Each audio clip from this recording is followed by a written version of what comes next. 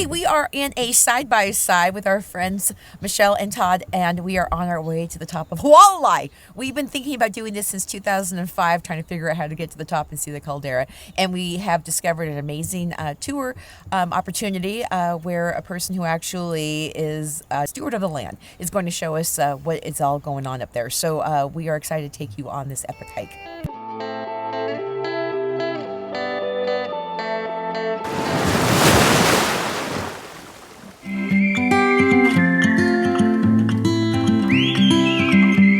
Did you know that Kailua Kona sits on the side of a dormant volcano? The last time Hualalai erupted was 1801. Everyone in Kailua Kona lives on this volcano, but few get a chance to see the top. The peak of Hualalai stands at 8,271 feet above sea level. While we could not go to the very top, we ventured up to 7,000 feet to explore the world above the Koloko area and above the Kona cloud forest.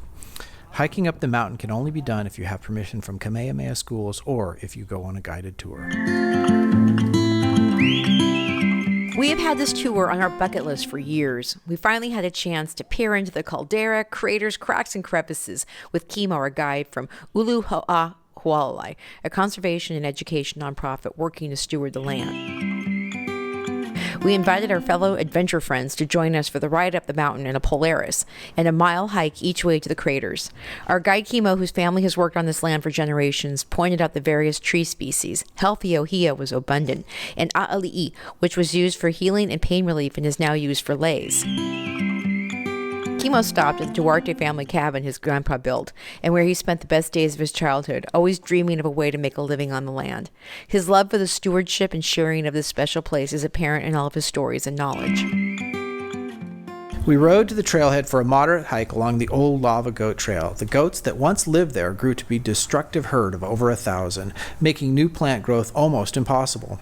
Once they were removed from the volcano, the vegetation has grown so much that Kimo remarked it several times, showing us photographs when their area was desolate. We came across a 300-year-old ohia tree standing alone in the cinder between two craters. That led to a short uphill hike to the gaping maw of the largest crater we have ever stood near.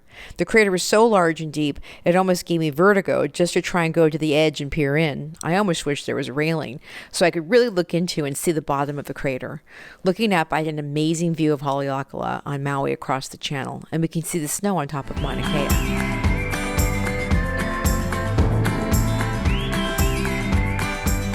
Kimo said we were very lucky to get such a clear day, as the clouds will move in around 10 a.m., covering the valley floor below in all the way out to the Kiholo Bay. Kimo also pointed out to the four of us the peak of Hualalai, Ha'inoa. One of the best things about this tour was the stories Kimo told us in his family growing up in Kona, and the cultural stories surrounding Hualalai and the efforts to manage the mountain.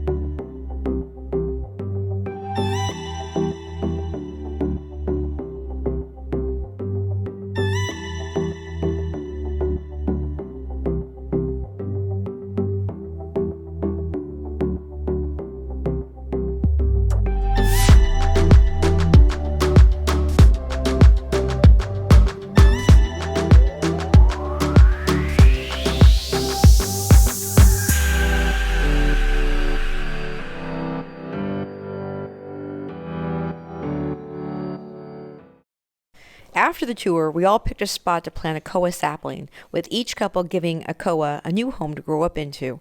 Kimo told us that one koa tree, with its roots stretching out, could create a new forest. It's like how one person can make a huge change in the world. It was an honor to bring new life to the volcano and experience the passion of our guide for the land.